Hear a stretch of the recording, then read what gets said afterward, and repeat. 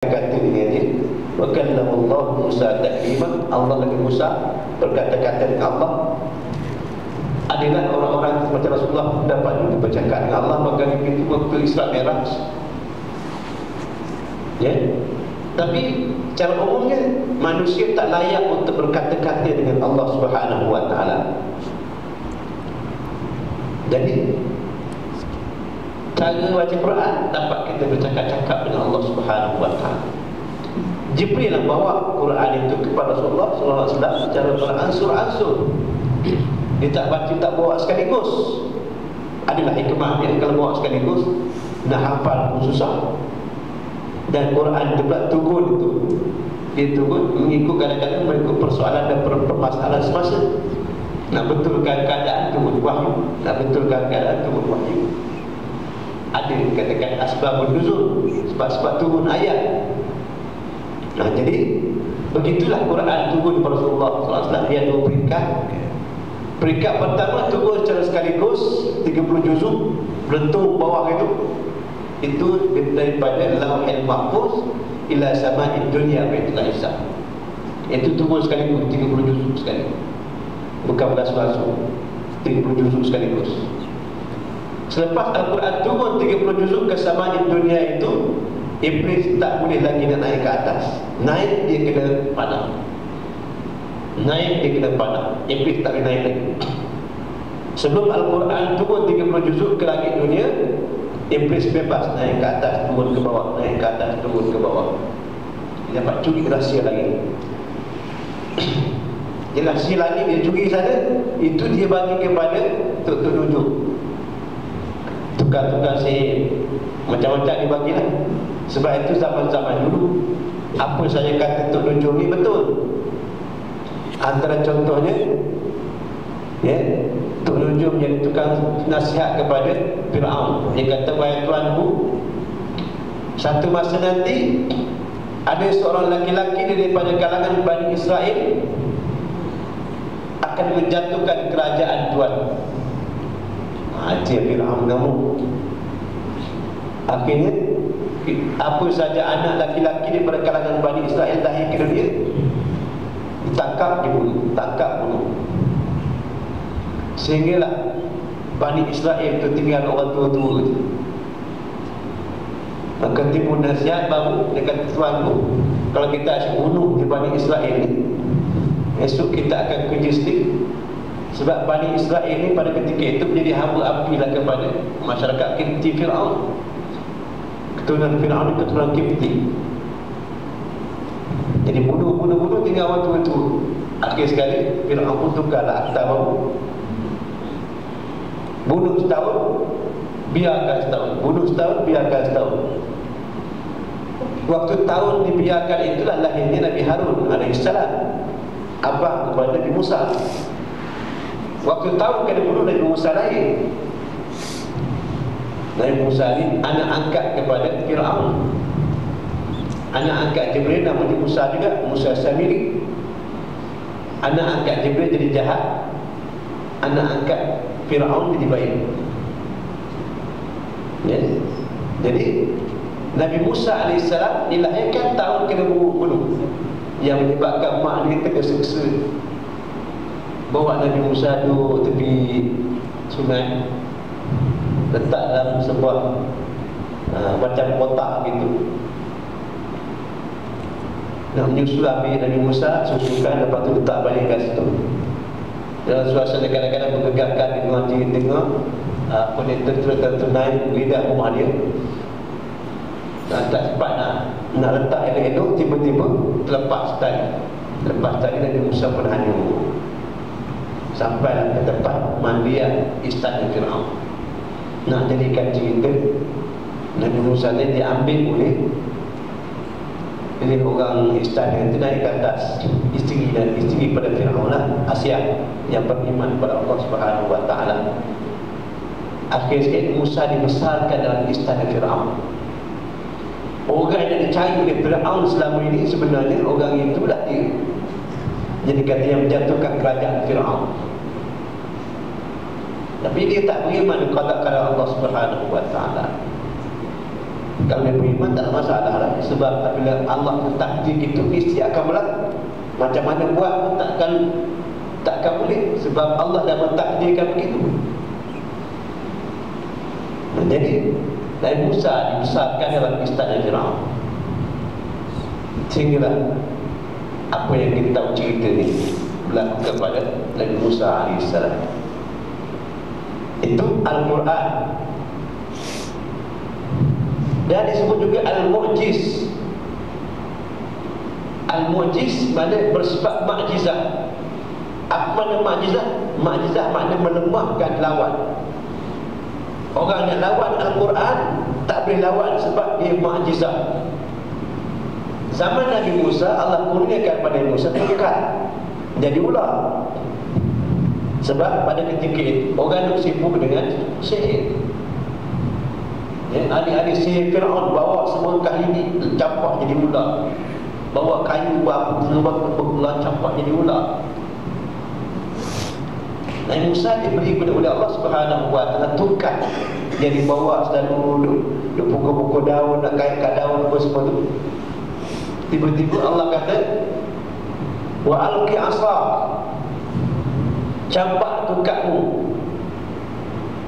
Bila tukar-tukar sihir Firaun duk lempar menjadi apa ni ular, masing-masing takut. Nabi Musa pun takut juga. Tapi Allah kata wa alqi asak, campakkan tongkat. Dia pun campak tongkat, fa'idah yas'uban mubin. Tiba-tiba tongkat jadi ular yang sangat besar. Dengar ada satu tafsir apa saya pun lupa dah. Dia menguraikan tentang tongkat Firaun, tongkat Nabi Musa. Apabila jadi ular besar tak besar ular, dia naik kepala macam tu, buka dia punya mulut dia tu. Mulut dia pun buka mulut saja tu, besar tak besar di mulut itu 40 hasta buka saja dia punya mulut. Cuba kita bayangkan besar mana ular, kita pun tak dapat nak bayangkan. Besar ni ular sampai Firaun terberak 400 kali. Ada pernah kita dengar orang terberak sampai 400 kali? Ada juga kadang-kadang kita pergi kenduri kenara, musim kenduri kenara kan, silap makan apa, terberak sampai tak banyak, sampai 400 kali, rasa 10 kali tu ada juga sehari tu lebih-lebih orang. Tapi diceritakan dalam tafsir itu Firaun terberak sampai 400 kali. Dia gedak kita tak, itu nak cerita ma'jizah. Main berlawan ma'jizah, benda yang luar biasa, yang pelik berlaku. Apa tak terberak, dia besar ni ular, nak telan dia. Sampai dia pun pernah dia ucapkan perkataan dia beriman dengan Nabi Musa. Sebab ular nak telan dia. Ular yang besar tadi dah makan semua sihir-sihir Firaun, apa ni, tukang sihir Firaun habis semua. Dimakan ular tadi. Akhirnya tukang sihir sujud kepada Nabi Musa, sujud kepada Allah Subhanahu wa taala. Itu amanna bi rabbi Musa wa Harun. Akhirnya dihukum oleh Firaun. La amantum qabla an adana lakum, kamu dah beriman sebelum aku izin? Tak minta izin dan belum nak beriman? Akhirnya Firaun gerak tangan dan kaki secara bersilang. Faqdi ma antaqa, kamu nak hukumkan ikut hukumlah. Innama taqdi hadhil hayatad dunya, kamu hanya boleh hukum mata dunia ini. Itu nak ceritakan tukang sihir Firaun. Bila masa dia dengar kuliah subuh Nabi Musa pun tak ada masa.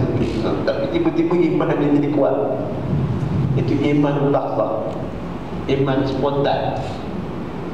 Kita jarang dengar iman spontan. Tiba-tiba beriman sampai begitu kuat, nak dihukum macam tu pun tak takut. Kuat iman tu, sedangkan dia tak belajar apa-apa pun Nabi Musa. Sehingga Firaun dikatakan tunduk kepada tukar-tukar sihir ini. Buat ada konon-kononnya ada perancangan untuk menjatuhkan Firaun. Kamu ni semua ni ada konspirasi nak jatuhkan aku, kata Firaun. Kau pakat bini dengan Musa. Itu kuasa Allah Subhanahu wa ta'ala. Itu zaman Nabi Musa diberikan mukjizat yang berupa tongkat menjadi ular. Zaman Nabi Muhammad lain. Sebab dalam Nabi Muhammad ni kita tengok mukjizat yang Allah bagi kepada Nabi Musa Muhammad itu dia berupa mukjizat yang bentuk pengetahuan. Sebab manusia pada ketika itu terkenal sebagai orang-orang yang pakar dalam bidang bahasa. Boleh karang khatbah, syair, pantun, sloga macam tu kata-kata. Dan setiap musim haji diadakan pertandingan. Orang yang berjaya memenangi tempat yang pertama, kedua, ketiga digantungkan dia punya hasil karya Kaabah sampai setahun namanya. Jadi orang seronok dengan suasana seperti ini. Hebat bahasa-bahasa dikarang oleh mereka.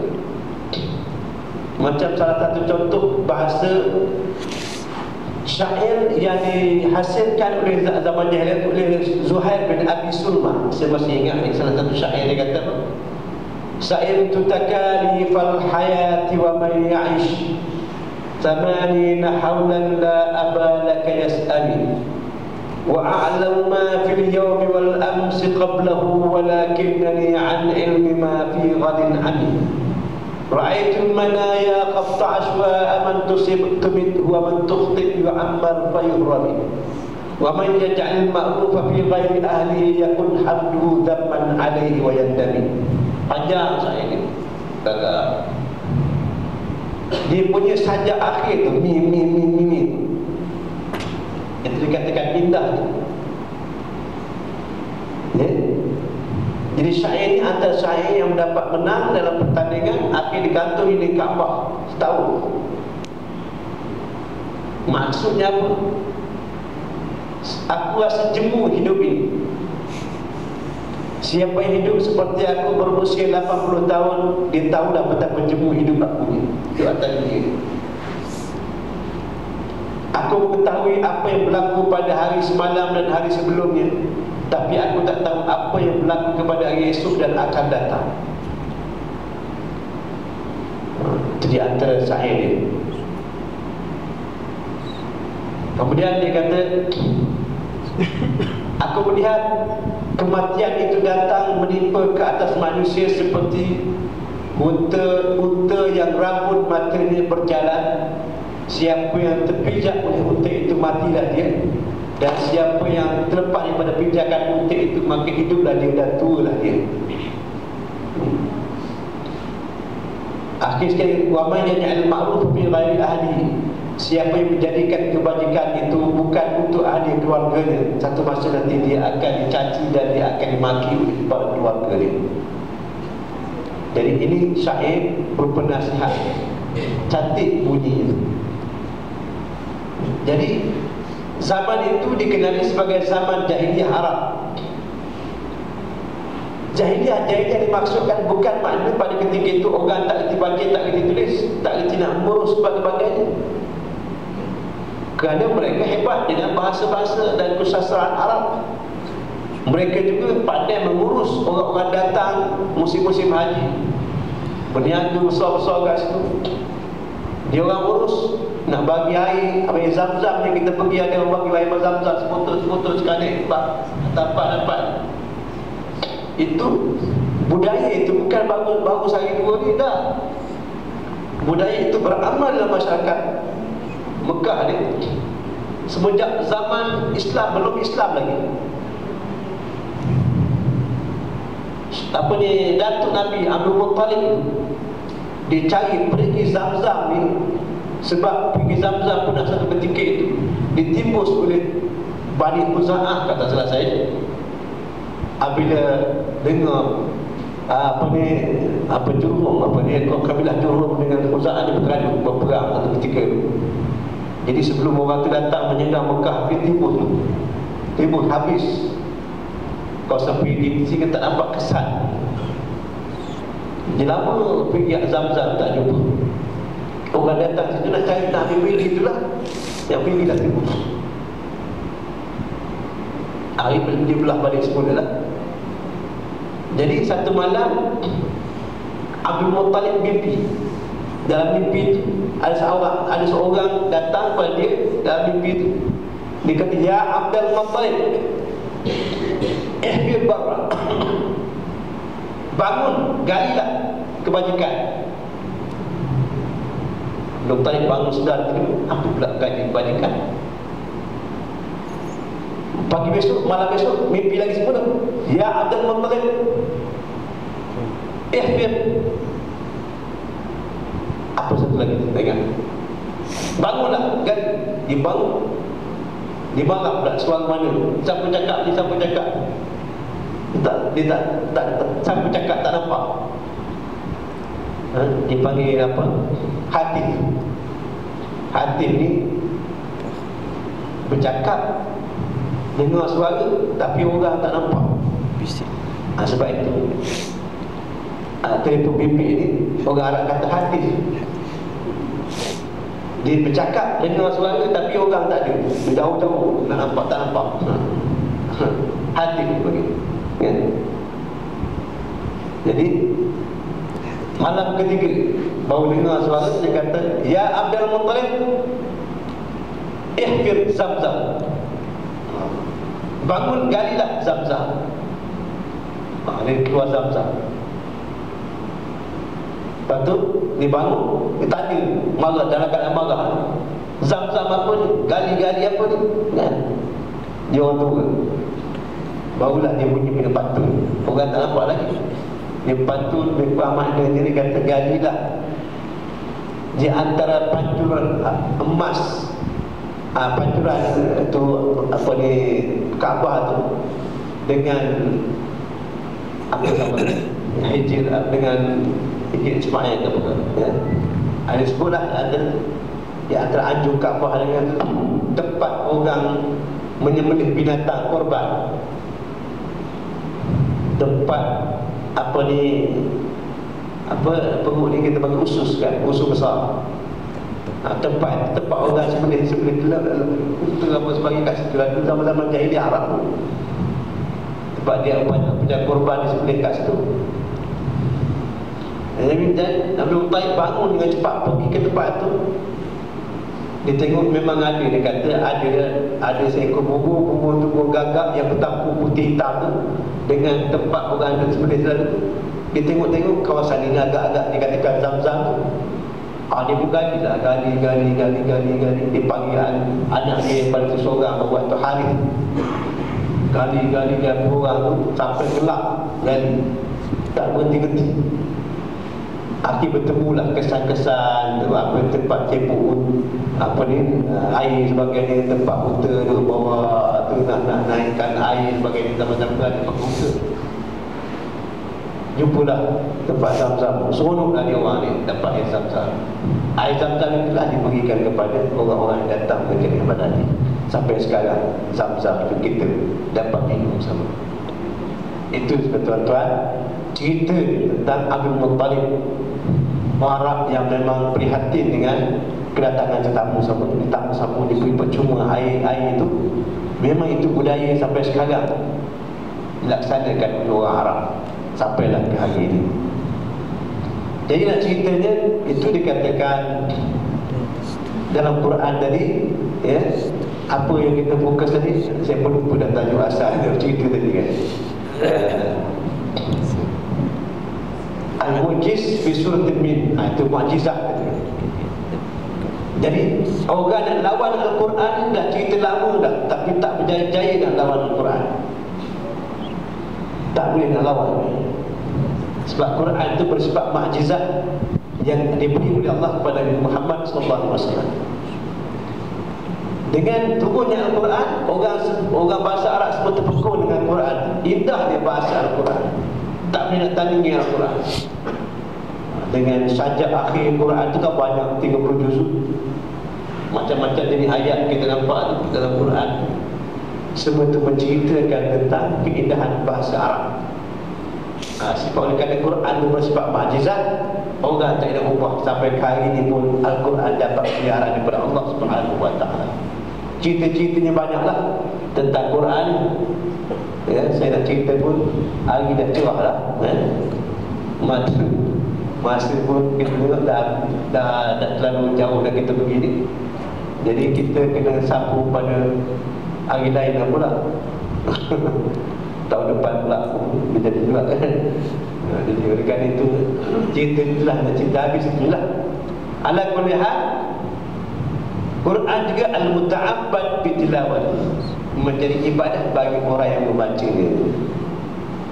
Kita baca Al-Quran, kata Rasulullah, man qara'a harfan min kitabillah falahu 'ashru amsalihah. Siapa yang baca satu huruf Al-Quran, dia akan mendapat 10 ganjaran pahala. La aqul alif lam mim harf, aku tak kata alif lam mim satu huruf, walakin alif harf, lam harf, mim harf. Kita baca alif lam mim saja pun dapat 30 kebajikan. 30 kebajikan. Tapi oleh kerana kebajikan itu tak nampak.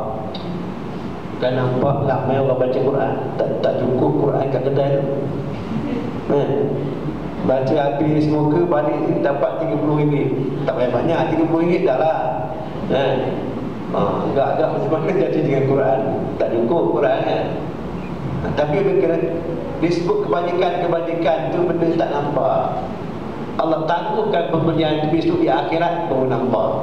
Itulah dia. Ini kita buat amal gantung kepada keyakinan kita, keimanan kita.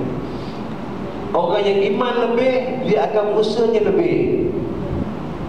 Kita ni duit bukannya banyak mana pun, kaya mana pun kita akan habis juga harta kita tu. Tapi walaupun kita tak kaya, jangan risau, Allah Maha Adil. Dibagikan kepada kita Al-Quran 30 juzuk, kita baca satu huruf dapat 10. Lagi banyak baca, lagi banyak kita dapat. Orang kaya mungkin tak sempat nak baca Quran sebab dia sibuk dengan urusan bisnes dan sebagainya. Kita masa banyak. Sebab orang fakir, orang miskin mana ada masa banyak sangat macam orang kaya. Jadi duduk dalam masjid baca Quran kan. Lagi banyak baca, lagi banyak pahala kita dapat. Ini kalau orang tu sejak kecil lagi dilatih oleh bapak dia, mak ayah mak dulu belajar Quran, sekarang dah jadi profesional baca Quran, laju lah kan. Kalau semi perut kurang sikit, kalau amat tu lagi dah mengangkat, kurang lah sikit. Tapi nak macam mana masa kecil-kecil orang suruh ngaji Quran tak ada, lagi sana lagi sini kan. Dah tua-tua baru nak sedar nak baca Quran tak boleh. Ada orang macam mana, tak mestilah kan. Jadi tua-tua baru nak belajar kan. Tapi tak apa, alhamdulillah Allah bagi lagi masa kita untuk belajar. Jangan baca Quran tak belajar sudah. Sebab Rasul kata rubba qari'il Quran wal Quran yal'anu. Ramai orang membaca Quran tapi Quran yang melaknat daripada dia. Sebab apa? Mungkin baca dia tak bukan, tak belajar, ya. Mungkin baca tapi tak beramal pun boleh jadi juga, macam-macam keadaan lah. Jadi kita belajarlah sikit-sikit, tanya sebelah kan, tak kawan kita. Sebab itu kita digalakkan baca Quran dengan bertadarus. Tadarus maknanya belajar mengajar. Kita ramai-ramai yang duduk dalam satu halakah tu, ada orang pandai, ada orang kurang pandai. Orang yang tak pandai baca, orang pandai tegur. Jadi yang salah jadi betul. Sebab itu kita baca salah pun tak apa, sebab kita sedang belajar. Diampunkan dosa kita, tak ada masalah. Dapat 2 kebajikan lagi. Baca Quran satu cerita, bacakan belajar Quran lagi 2 dapat. Kalau kita tak pandai baca Quran, kita belajar, kita dapat 2 pahala kita baca Quran. Tapi kalau orang dia dah pandai dah, dia dapat 1 je lah pahala membaca Quran. Tapi 1 pun dia kena dibaca profesional, dibaca lagi, dapat banyak pahala. Itu tuan-tuan. Jadi sebab itu jangan kita takut-takut untuk baca Quran. Sebab Quran jadi ibadah. Kita baca surat khabar, kita baca majalah, dapat juga pahala barangkali sebab baca hadis ke apa ke. Tapi tak sama dengan Al-Quran. Al-Quran ini mudah sangat untuk dapat pahala. Sebab itu ulama-ulama salaf dulu, kita dengar cerita mereka ini baca Quran ni bulan Ramadan ni memanglah hebat baca. Macam kita dengar cerita Imam Syafi'i, dalam kebanyakan riwayat menyebutkan Imam Syafi'i bulan Ramadan dia boleh khatam Quran sampai 60 kali. Cuba kita bayangkan 60 kali, sehari 2 kali tamat khatam Quran. Macam mana baca kan dia? Sebab dia profesional kan. Imam Syafi'i ni otak dia clear. Dia pinjam kitab Muwatta Imam Malik 40 hari 40 malam dia kata nak salin. Imam Malik bagi kat dia salin. Dia baca sampai 40 hari dia pulang balik kitab Muwatta. Imam Malik tanya, kamu dah hafal? Dah tulis dah? Dah salin? Dah. Mana aku nak tengok? Oh, dia kata saya tanya dia kepala. Saya dah kepala. Cuba baca tengok. Dia baca. Imam Malik mengiling kepala. Sebab Imam Malik sendiri pun tak pernah hafal yang ditulis. Imam Syafi'i boleh hafal 40 hari 40 malam. Kitab Muwatta macam Quran. Tuan tebal Quran itu Quran. Itulah kitab Muwatta lebih kurang. Dia boleh hafal dengan baca straight je, masuk terus dalam kepala. Seperti brilliant. Dia tak boleh lagi dia baca Quran tu balik satu baca macam tengok gitu kan. Wallahu a'lam macam mana dibaca. Tapi nak ceritakan 60 kali khatam Quran dalam masa bulan Ramadan. Tu dia. Kita agak-agak berapa kita ambil berapa kali kan? Dapat 30 juzuk pun bulan Ramadan ni pun alhamdulillah sangat-sangat dah. Banyak tak tu kita ni kata kalau habis sekali pun alhamdulillah. Kalau ikut mudah sangat kita nak baca Quran ni, tapi kita tak istiqamah. Kalau kita dapat 5 muka setiap lepas sembahyang 5 muka kita ambil.